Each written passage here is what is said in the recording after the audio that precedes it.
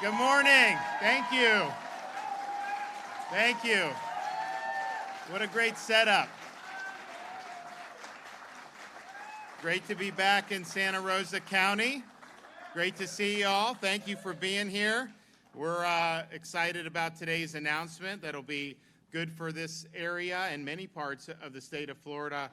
I'm joined here today by Benjamin Melnick, who's the Deputy Secretary of the Florida Department of Economic Opportunity, Marva Johnson, Group President for Charter Communications, and Rhett Rowell, a teacher here in Santa Rosa County. And we also have our cadre of legislators.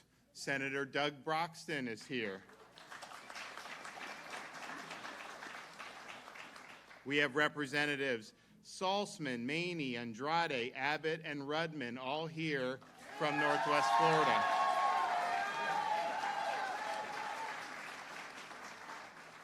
And we're, as many of you know, we have a legislative session, main session in March. They already did one in December to do hurricane relief, but also the toll relief. And so in February, people are going to start getting, if you do the tolls as a commuter and you hit enough of the threshold, they're going to rebate you 50% of your tolls every month with these passes. And so I think that's going to be really good for a lot of people. They also we did a lot on hurricane. We did other things in that one, and I think they're going to do a special session in a week or two, I think maybe next week, about a whole bunch of different things that need to be taken care of, including making sure that Disney doesn't have self-governing status anymore. So that's done.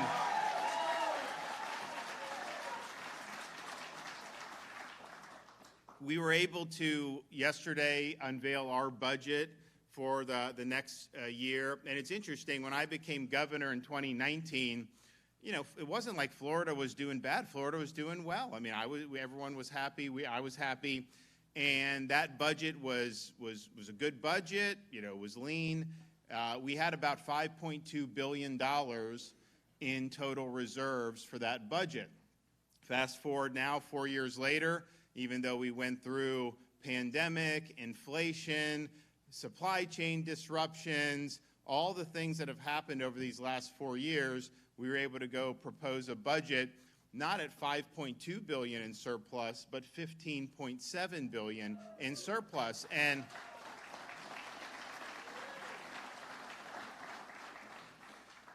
I think my first year, we did a big tax relief, like $335 million.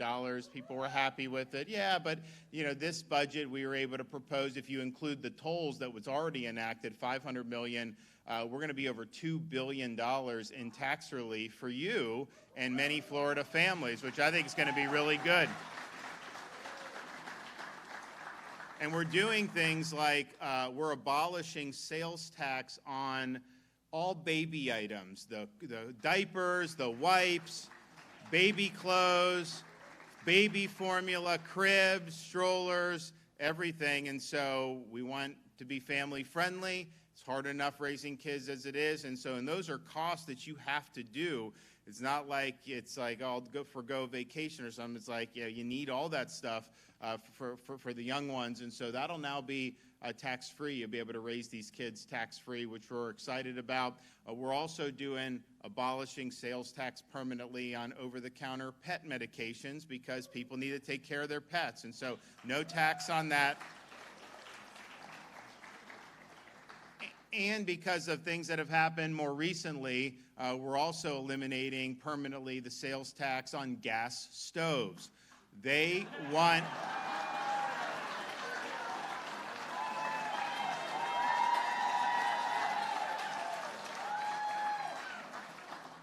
They are coming after people's gas stoves.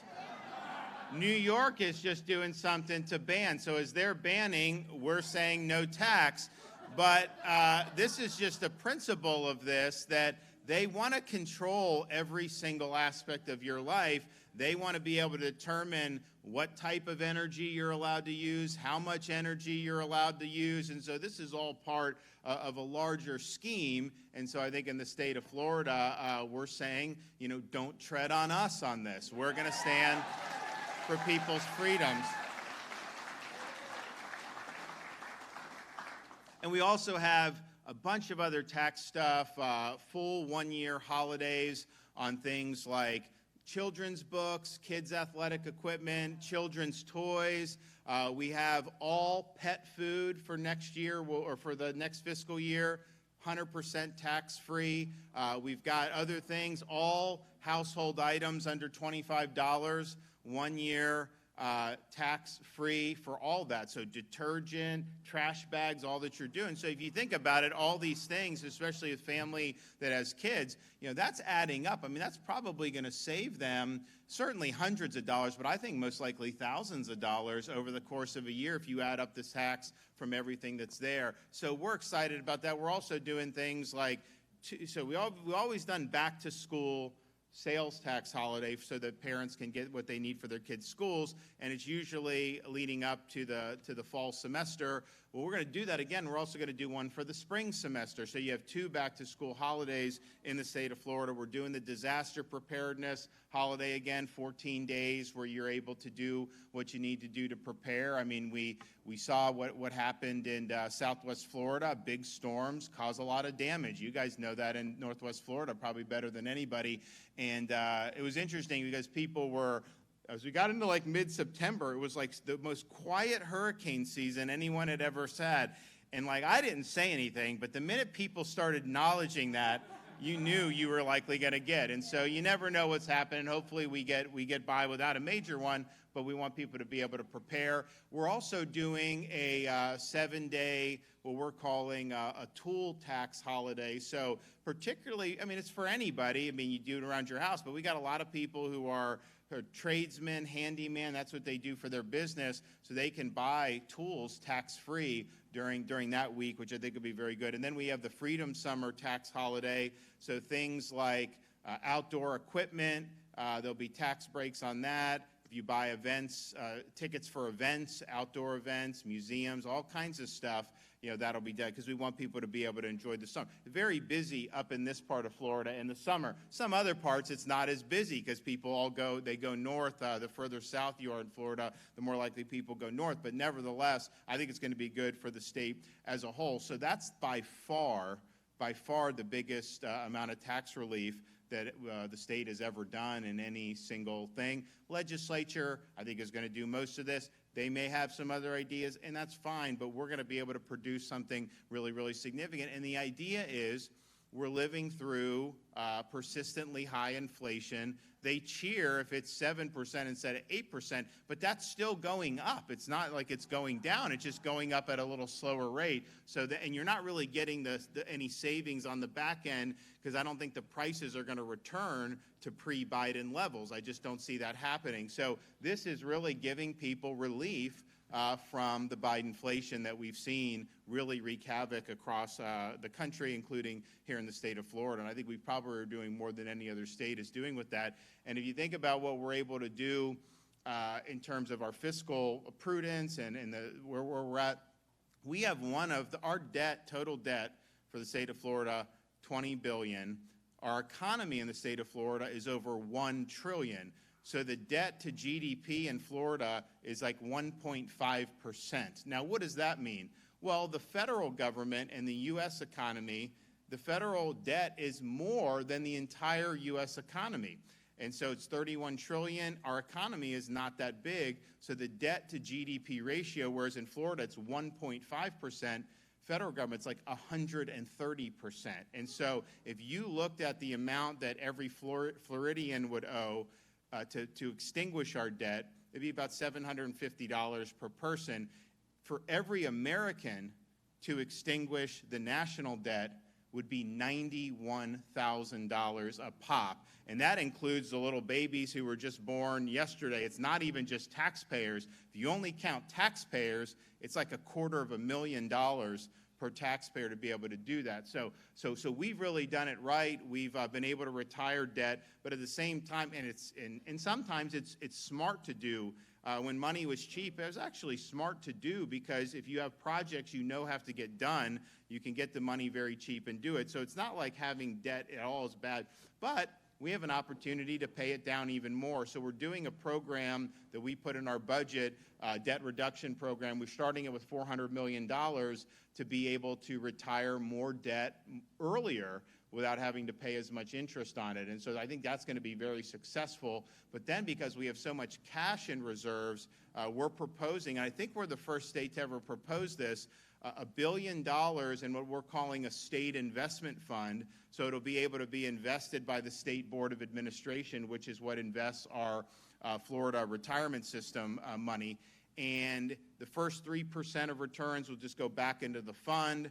The next 2.5% of the returns will go to debt reduction, and then anything above that just goes in the general kitty. But you have all this money sitting there. Why not make it work for the people of Florida? So I think it's innovative. I think it's good. It'd be something that you would only access as kind of a last resort. We have a rainy day fund. We've got a lot of different stuff.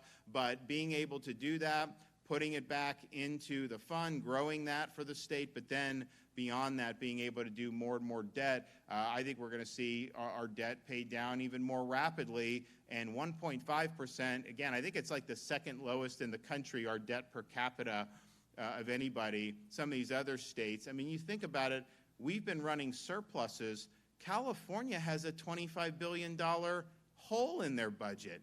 It's because a lot of people are moving out of California. A lot of them are, I mean, they didn't used to move to Florida from there, but now they have because things have gotten so bad. So we want to make sure we're continuing to do what's right for the folks in Florida. So I'm excited about where we are fiscally. I think there's going to be a lot of economic turmoil, unfortunately, because of a lot of the things Biden has done. But I think we're well positioned to do better than most other states, and we're fiscally certainly positioned to do that. So I want to thank everybody that's been involved in that. Part of what we've done is put a premium on infrastructure, making sure that we're doing things so that communities are able to prosper. I know we've done a lot in Northwest Florida on, we've done a lot of job training, giving money for roads or bridges and all that stuff. Very important, especially when a state is growing. I'm not out there recruiting people to move to Florida, but they want to come here. I'm not even recruiting people to visit because I don't have to. People want to visit and vacation here. So it's good, but you know, there's issues that come with that, and so you got to make sure you have good infrastructure in place. So we've done a lot for that. We have a job growth grant fund that we do through a governor's office, so you could have like Santa Rosa County or Escambia or any apply and say, hey, can you give us some money? We want to do this or that. So we've worked with all the communities here to do that. And also in our rural communities, we've been able to do probably more for rural Florida than any governor has ever done. I think I'm the only governor that did public events in all 67 counties during my first term. It's not easy to do.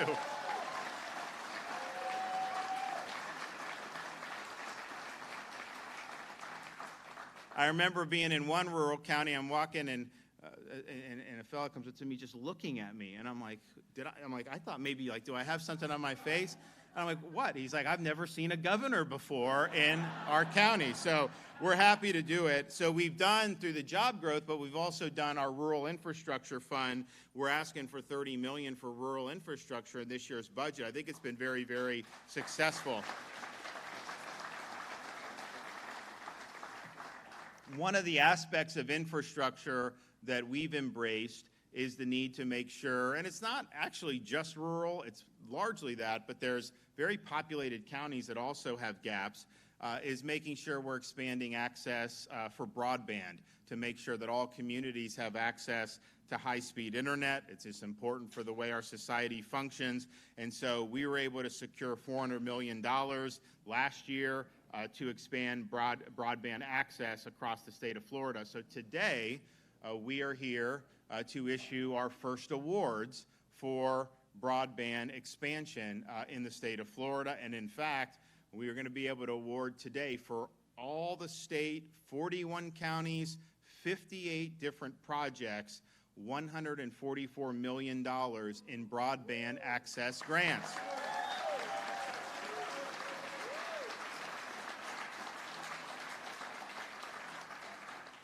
So this will benefit many unserved homes and businesses all throughout the state of Florida. A lot of times they'll be maybe in rural areas. Sometimes they'll be in unincorporated areas. and they're just logistically haven't been able to do. So we're going to be able to come in and help with that. So here in Santa Rosa County, in partnership with Charter Communications, we're able to award today $2.3 million to provide fiber access to 791 unserved locations throughout Santa Rosa County, individuals and businesses.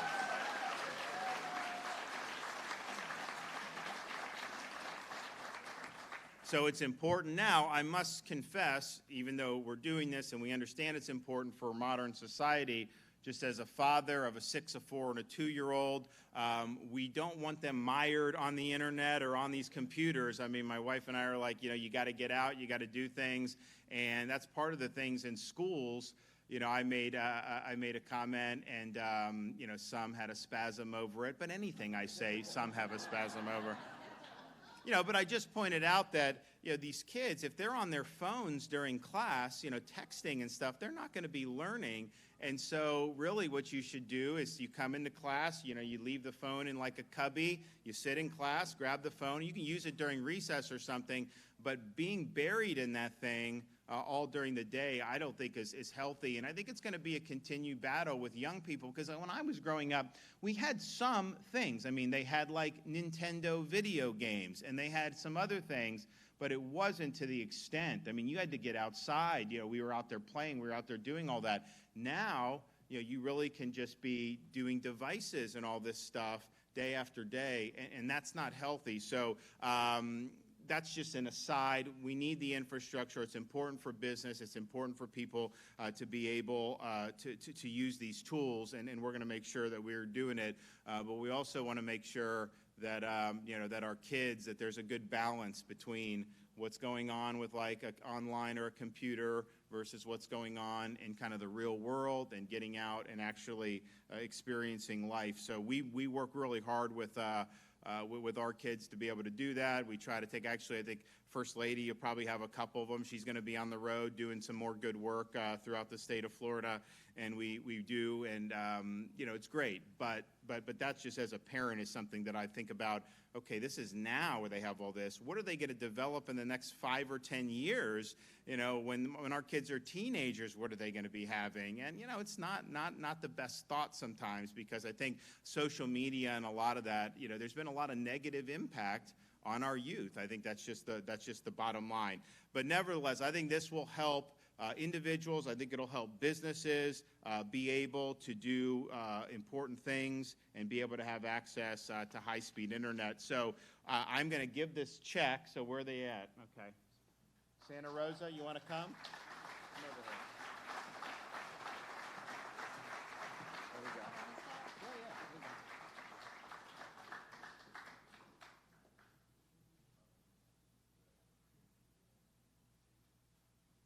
All right, congratulations. Yeah.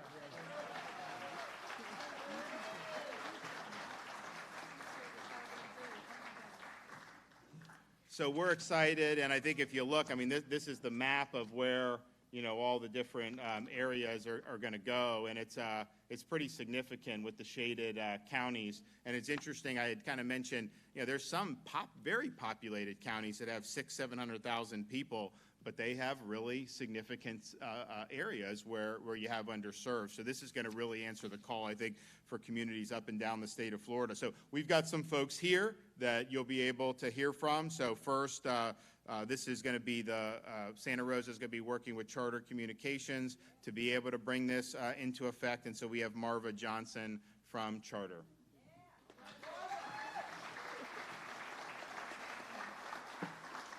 If you guys can't tell, I'm pretty excited. This is one of the most significant things that the governor is doing as it relates to my industry in his effort to make sure we have a strong framework for freedom here in the state of Florida. And it is an honor, it is an incredible honor for Charter to be partnering with Santa Rosa County to receive the first infrastructure investment to make sure that we're connecting kids, not to TikTok, but to opportunities to extend the learning day. We're connecting them not to Facebook, but to opportunities to make sure they have access to great telehealth and telemedicine. That Mayor Lindsay was just telling me about how one of her citizens is so excited that they're actually now going to be able to participate in telemedicine options. So as we think about what this is going to deliver for families, we actually believe it's really going to make sure that all of our Florida families are connected to the framework for freedom here in the state of Florida. And we're super excited to be partnering with, again, public-private partnerships that allow us to continue to make the infrastructure investment in rural communities that leaders like our governor, Ron DeSantis, have framed for us. Right? And also to get to work with our local communities and our local technology planning partners, like our local technology planning partner here in Santa Rosa County. Mr. Holly, are you around? You can raise your hand. Thank you. And again, good leaders hire great people around them. So again, getting to work with our partners at the Department of Economic Opportunity to bring these opportunities to every area of the state is just an honor. So thank you, and we're excited to build. Yeah.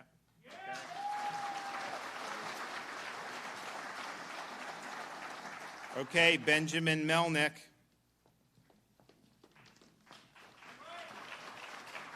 Thank you, Governor. Good morning, everybody. I'm Benjamin Melnick. I'm the Deputy Secretary for Community Development with the Department of Economic Opportunity. And I'm thrilled to be here and thrilled to be part of this exciting announcement starting the awards for the Broadband Opportunity Grant Program. And under Governor DeSantis' leadership, we've got a lot to do, and we're doing it. We're achieving many of these awards to bring this service and to start connecting Floridians so that they have access to these critical infrastructure services so they can engage in telehealth, they can engage in education, and they can engage in workforce training opportunities. Because connecting these communities, particularly in rural and small areas of the state, is really going to be a game changer to get these folks the opportunities they need to participate in job training, to expand what they've got going in their lives and improve everything around them. We truly believe that we've got a lot more coming thanks to the governor's leadership. We're just getting started with the Broadband Opportunity Grant Program. There's more to come with this. There will be more broadband programs as the office under Director Katie Smith has hit the ground running. We've got many more opportunities that we plan to work with the governor's leadership to bring to the communities of Florida. And we look forward to supporting the free state of Florida in the best way possible, creating opportunity. Thank you.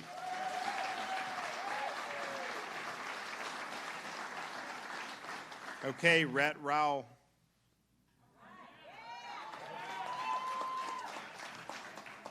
So imagine you're in your class teaching about the free American enterprise system in your economics class, and you get a call from the governor's office asking you to speak. And I didn't even know they knew who I was.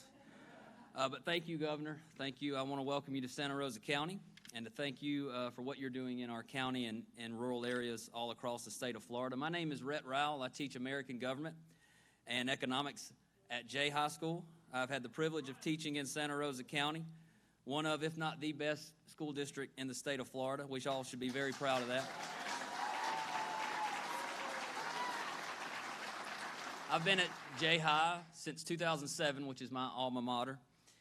Jay is the most northern school in Santa Rosa County and is in one of the most rural areas in our diverse district. There are many advantages to living in rural America, as we know, but internet usage is not one of them. There is a digital divide that exists within our district. Whether you're surfing in the south end or planting peanuts in the north end, the need for reliable internet is universal. Thankfully, our superintendent of schools, Dr. Barber, and our state representative, Dr. Rudman, and all of our elected officials look for opportunities to level the playing field and bring equal access to all of our students and families across our county. We have state-of-the-art technology in our schools. We have satellite classes where students are able to remotely attend classes at one school that where we may not have a teacher teaching in that field. They can attend a class at a different school. But when students go home, the same access to technology is not there. I've seen firsthand the struggle that our students in rural areas have with accessing the internet. And whether it's uploading an assignment or downloading resources or trying to turn in some material for a dual enrollment class, our students in rural parts of our county are at a sizable disadvantage. And it's even worse in a hardship case. Imagine a student maybe comes down with a broken leg or becomes ill, or maybe even just a death in the family. We can provide that student, and we do provide that student with technology, with a laptop to bring home so they don't fall behind. But if they don't have that internet at home, obviously it does little other than a paperweight. Rural broadband not only will be a direct benefit for our students, but our farmers as well. GPS technology continues to play a vital role in farming as we ask more from our farmers to produce more on less land. Being able to receive updates in remote areas will save valuable time and fuel costs. So while many people in rural areas and other states do without, help is on the way to rural Floridians and our students. Per usual, our governor leads the way and continues to be mindful of our needs and takes immediate action. So thank you, Governor DeSantis. Thank you for prioritizing this issue and helping our students.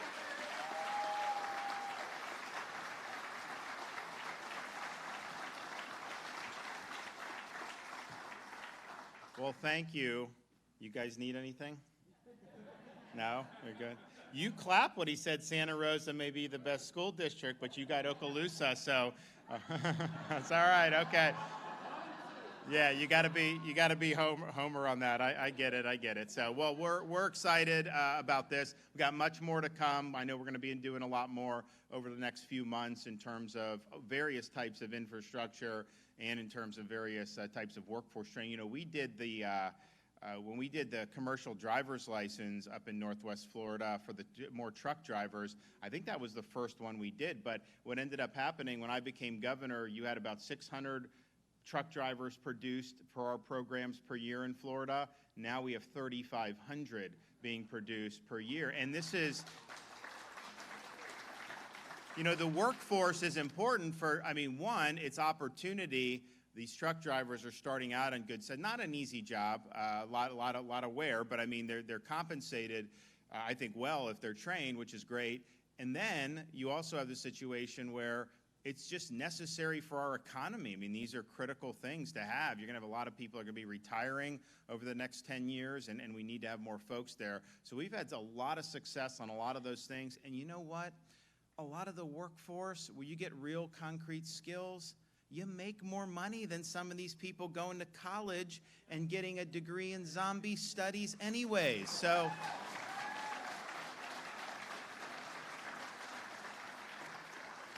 all right, we got anyone back there? Any questions? Yeah. Oh, yes. Yes, sir. I have two questions, Governor. One is the funding for this coming from state tax revenue or a federal grant?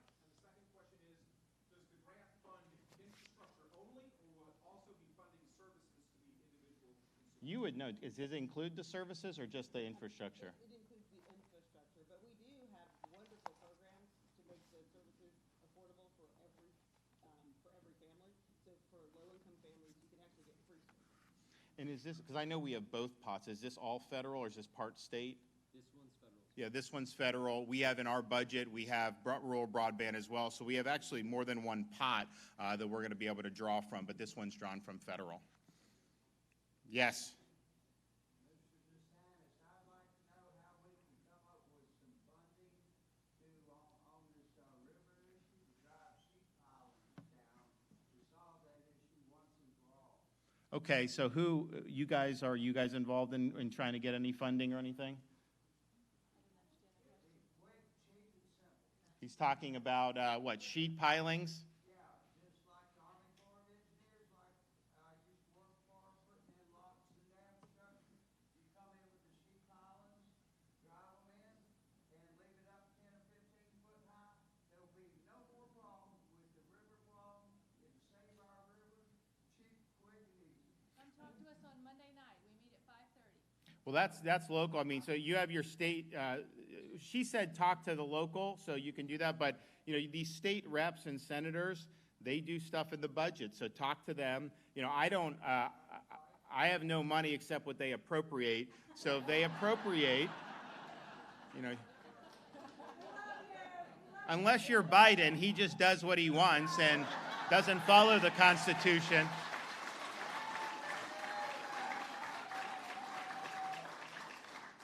All right, well, you guys have some marching orders, so you should talk to this fellow over here. Yes? What's that? Okay. All right. Well, good deal. Well, great to see everybody. God bless, and thank you for coming out. We'll see you soon. This way?